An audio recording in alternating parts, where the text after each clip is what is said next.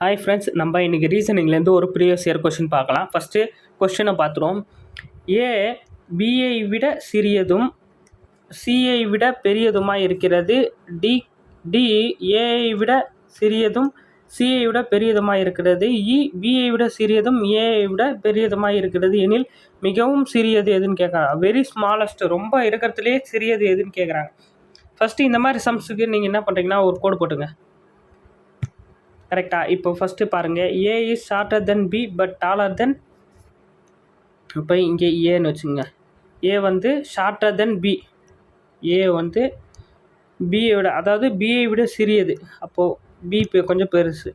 பிஐ விட ஏ சிறியது, சிஐ விட பெரியதுமா. அப்போ சி அதை விட சின்னது, ஏஐ விட. கரெக்டாக? இந்த மாதிரி கோடு போட்டுங்க.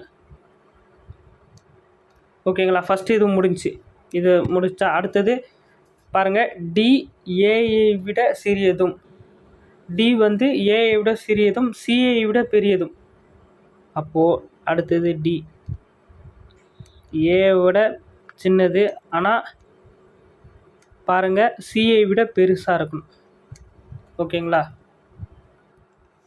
இப்போ நெக்ஸ்ட்டு சென்டென்ஸ் பார்க்கலாம். இப்போ இஐ பிஐ விட சிறியதும் ஏஐ விட பெரியதும். அதாவது நெக்ஸ்ட்டு இ பாருங்கள் என்ன கொடுத்துருக்காங்க, பிஐ விட சிறியதும், பிஐ விட, ஆனால் ஏஐ விட பெருசு. இப்போ ஏஐ விட கொஞ்சம் பெருசு போட்டுக்கலாமா? இதை கொஞ்சம் லென்த் பண்ணிக்கலாம்.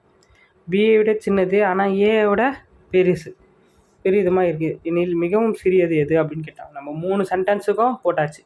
கரெக்டாக? இனி ஷார்ட்டஸ்ட் பர்சன் வந்து சி தான் தெரியுது நம்மளுக்கு பார்த்தாலே, கோடை பார்த்தாலே.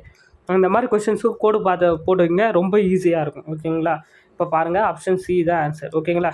சியில் சி இருக்குது. Okay, thank you. உங்களுக்கு எதனா டவுட்ஸ்னால் எனக்கு கமெண்ட் பண்ணுங்கள், நான் உங்களுக்கு கண்டிப்பாக ரிப்ளை பண்ணுறேன். ரீசனிங் இந்த மாதிரியான சம்ஸ்லாம் தப்பு பண்ணாதீங்க. முடிஞ்ச அளவுக்கு இந்த மாதிரி கோடு போட்டு பழகிட்டுனா உங்களுக்கு ஈஸியாக இருக்கும். ஓகேங்களா? தேங்க்யூ.